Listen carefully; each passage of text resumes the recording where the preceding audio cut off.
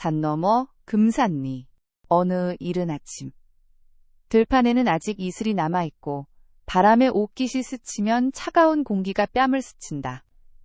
시골길을 따라 닭 울음소리가 잦아드는 순간 금산 미용실의 문이 삐걱거리며 열렸다. 박영환 이장내 둘째 며느리가 조심스레 발걸음을 옮기자 공간을 가득 채운 드라이기 소리와 가위가 머리카락을 자르는 날카로운 소리가 한꺼번에 그녀를 맞았다. 그 속에서 선씨. 금산 미용실의 원장이 오늘따라 평소보다 한층 더 상기된 표정으로 손님을 맞이했다.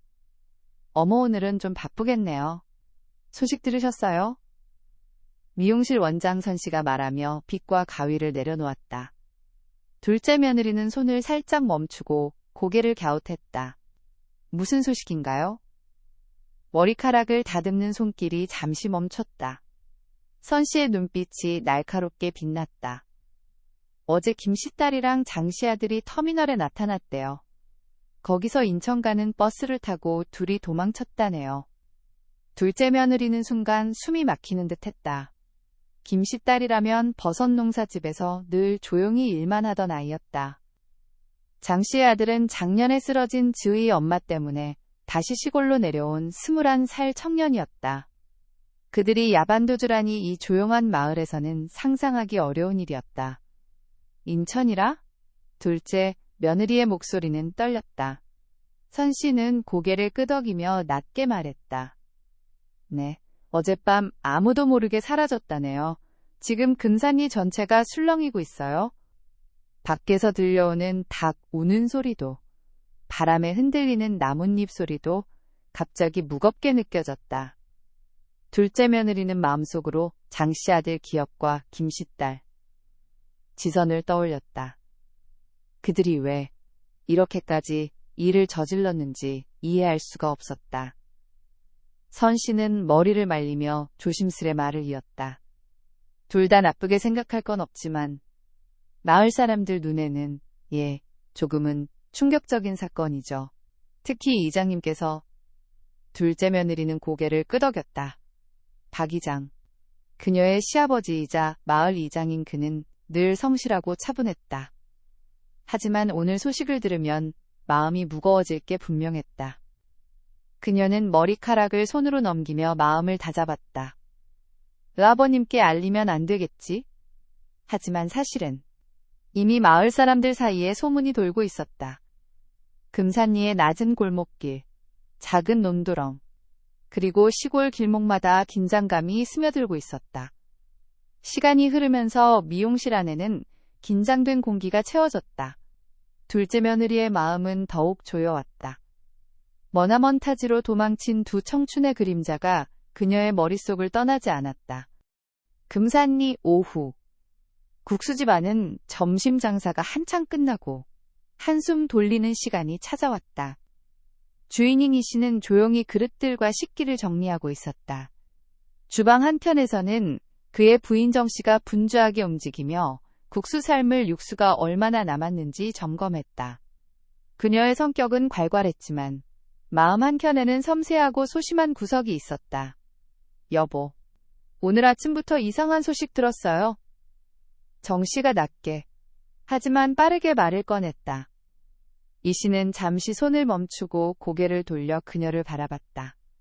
선 씨는 커다란 육수 냄비를 수세미질하며 한숨을 내쉬었다. 금산리 그 굴다리 근처 사는 김 씨 아시죠? 작년에 버섯 농사 망쳐서 마이너스 통장에 돈도 못 갚고 은행에서 돈 갚으라고 막 한바탕 해가지고요. 다음날 술 마시고 마을 다림목에 떨어져서 크게 다쳤다던 그 왜 있잖아요. 그녀는 목소리를 낮추면서도 말은 빨라졌다. 오늘 아침에 들었는데 그 집 딸이랑 장인수 씨네 아들이 어제 터미널에 있었다고 해요. 그 집 딸내미 다리에 멍, 얼굴에도 멍. 김 씨한테 맞고 있는 걸 그 장인수 씨 아들이 보고 새벽에 여자애 데리고 인천으로 도망친 거라네요. 그 부인도 술 먹고 자주 때린다고 하고 정말 어떻게 이럴 수가 있어요.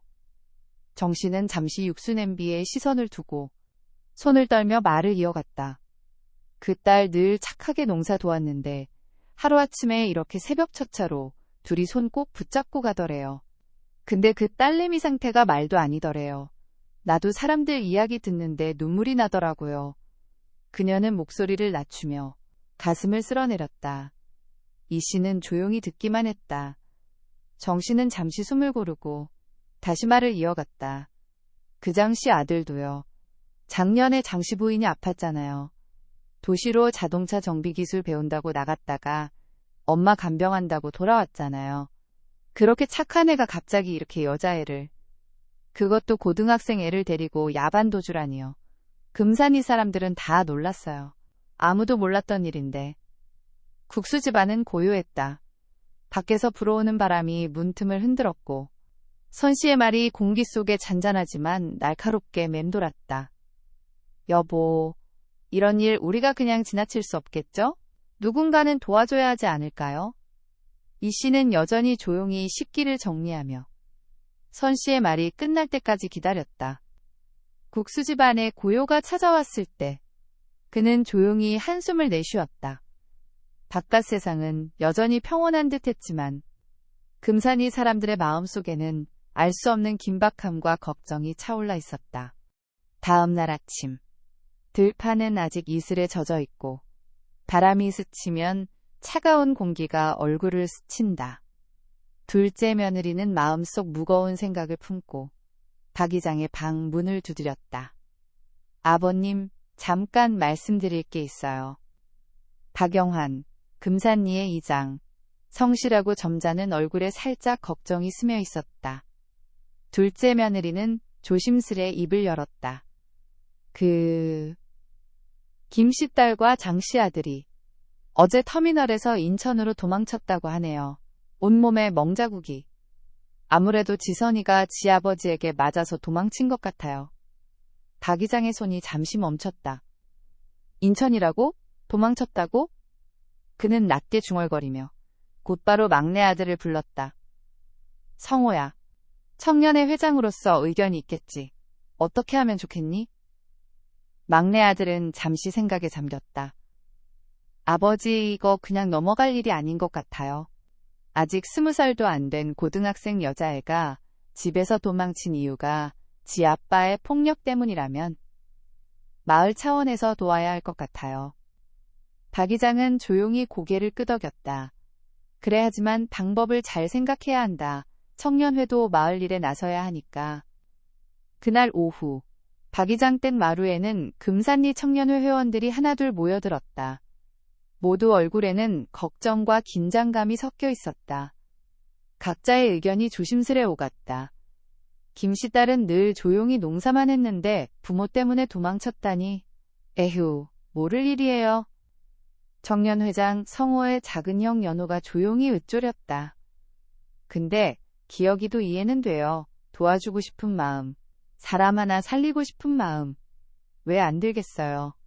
그때 동네 어귀에서 돼지 농장을 하는 아버지를 따라 돼지 키우는 일을 배우고 있는 영철이 말을 보탰다.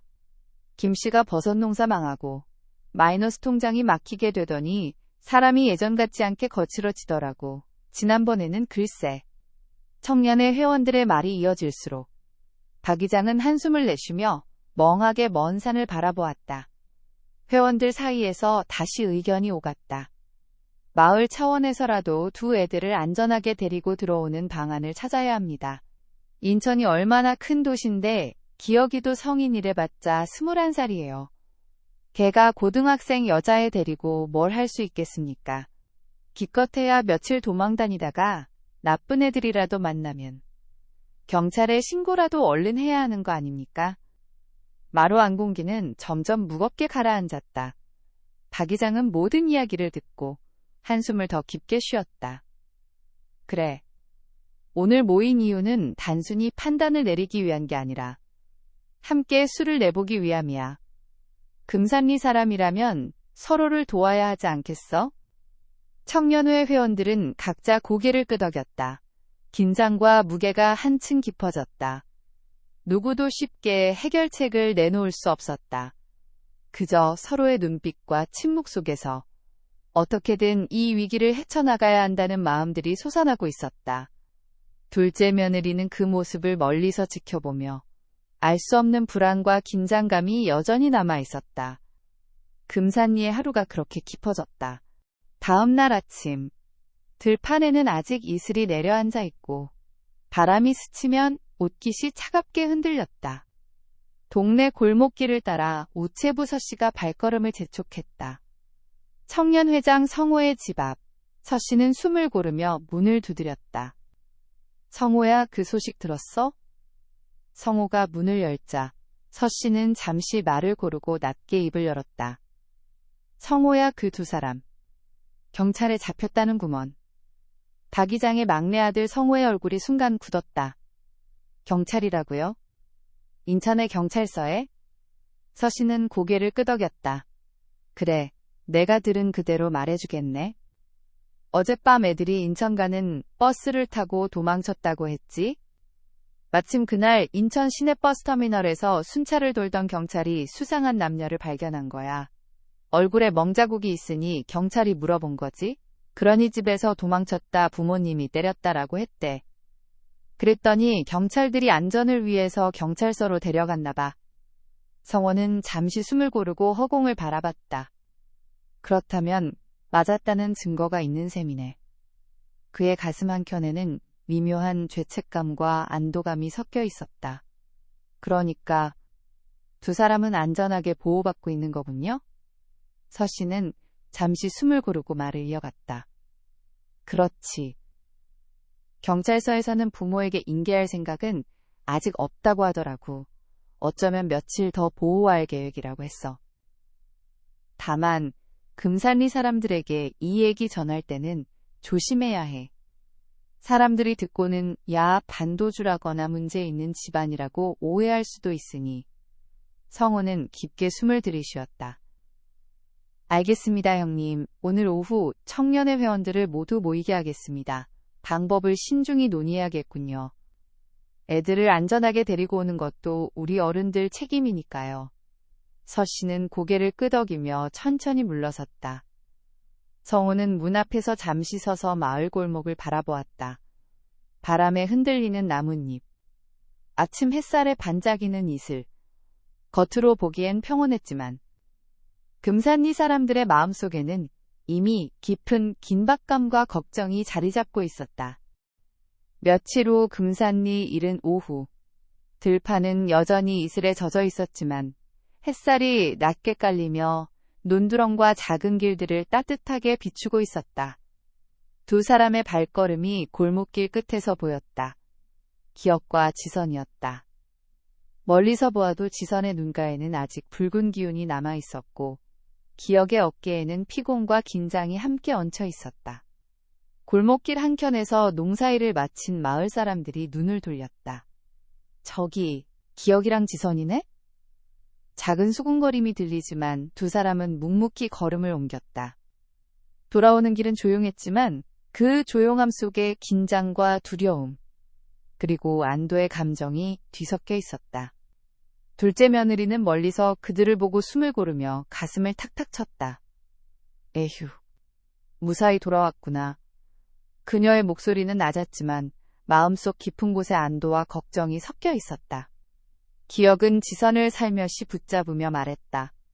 지선아, 괜찮지? 너무 놀라지 마. 지선은 고개를 끄덕였지만 아직 마음속 두려움이 가시지 않은 듯 눈을 깜빡였다. 잠시 걸음을 멈춘 그때 성호가 달려나왔다. 지선이는 내가 데려갈게. 안전하게 아버지께 보내야 하니까. 지선은 성호를 보고 안도의 미소를 보였다. 죄송합니다. 저 때문에. 성호는 움츠러든 기억의 등을 두드리며 말했다. 괜찮아. 일단은 지선이를 집에 데려가는 게 먼저야. 너도 맘고생 많이 했을 텐데. 가서 쉬어. 다음에 다시 얘기하자. 박 이장의 막내 아들 성호는 지선을 부축해서 천천히 지선의 집으로 향했다. 김씨의 집. 푯마루에는 낮은데도 술에 취한 김씨가 앉아 있었다. 손에는 빈 소주병이 놓여 있었고 눈빛은 흐릿했지만 분노와 좌절이 뒤섞여 있었다. 지선이 너 2년. 어디 다녀온 거냐? 그의 목소리는 떨렸지만 날카로웠다. 지선은 눈물을 글썽이며 몸을 떨었다. 아버지, 그만해요. 이제 그만. 하지만 김씨는 술기운에 사로잡혀 그녀를 붙잡으며 소리를 높였다. 뭐, 그만. 어디 건방지게 인연이. 지선은 두려움에 몸을 움츠렸다. 아버지, 제발요. 네? 제발요. 더 이상 때리지 마세요. 저도 사람이에요. 엄마도 사람이고요. 이제 제발 그만 좀 하세요, 아버지. 목소리는 점점 작아졌지만 그녀의 눈에는 공포와 상처가 선명히 담겨 있었다. 그때 성호가 발걸음을 재촉하며 푯마루 앞으로 다가섰다. 형님 이러시면 안 됩니다. 김씨는 성호를 보고 흐릿한 눈을 크게 떴다. 넌 또 뭔데? 내 딸한테? 성호는 단호하게 말했다. 지선이는 더 이상 맞을 이유가 없습니다. 형님이 계속 이러시면 저도 그렇고 우리 마을 어르신들, 청년회원들 안 참을 겁니다. 형님 이러시면 안 돼요. 김씨는 잠시 말을 잇지 못하고 술기운 섞인 숨만 내쉬었다. 성호는 천천히 다가가 김씨의 어깨를 잡고 눈을 맞췄다. 형님, 이렇게 계속 화내고 이러시면 형수님이랑 애는 더 이상 갈 곳이 없어져요. 이제 그만하세요. 김씨는 잠시 멍하니 앉아있다가 흐느끼듯 한숨을 내쉬었다. 어쩌다가 내 인생이. 미안하다. 지선아. 미안해. 지선은 성호가 옆에서 등을 토닥여주자 안도의 눈물을 흘렸다. 성호는 여전히 김씨를 단호하게 바라보며 낮은 목소리로 다그쳤다. 형님, 어려운 일 있으면 저나 동네 다른 분들한테라도 좀 털어놓으세요. 마음속에서 삭히지만 마시고요. 김씨는 눈을 감았다가 다시 뜨며 성호의 눈빛을 보고 고개를 끄덕였다. 알겠다, 알겠어. 이제는. 성호는 안도하며 푯마루에 남아져 있는 김씨와 지선이를 뒤로하며 문 밖으로 나섰다. 골목길에는 햇살이 반짝이고 바람에 흔들리는 나뭇잎 사이로 들려오는 닭 울음소리가 금산리의 늦은 오후를 가득 채웠다.